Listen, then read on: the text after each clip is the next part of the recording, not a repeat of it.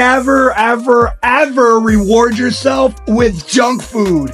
This is the quickest way to destroy a whole week's worth of progress. Find other ways to reward yourself, like maybe some new clothes. Or maybe some kind of workout gear that'll actually get you closer to your goals.